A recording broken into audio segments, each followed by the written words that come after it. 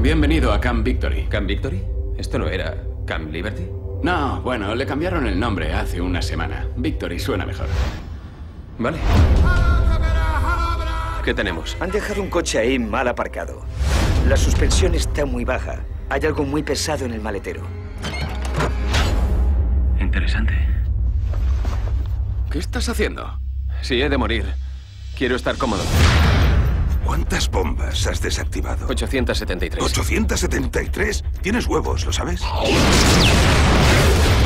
No ha estado mal para ser la primera vez que trabajamos juntos. Escucha, que trabajemos juntos supone que yo te hablo a ti y tú me hablas a mí. ¿Como en una cita, Sanborn? A mi jefe de equipo le va el peligro. Conseguirá que me mate. ¿Cuál es la mejor forma de desactivar una de esas cosas? La que no me mate, señor.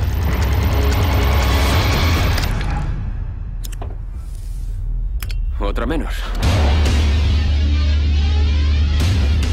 ¿Qué escondes aquí? Esta caja está llena de cosas que casi me matan. ¿Ah, sí? ¿Y esto? ¿De dónde lo has sacado, Will? Mi anillo de boda. Lo dicho, tíos, cosas que casi me matan. ¡Suelta el móvil! ¡Dispárale el drive! ¡No logro apuntarle! Estaba cagado. ¿Sí? ¿Y a quién no le ha paralizado el miedo? Tenemos una misión.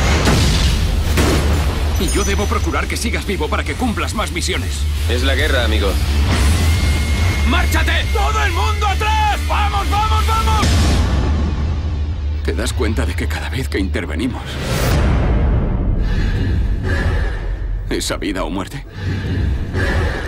He encontrado algo. Lanzas el dado.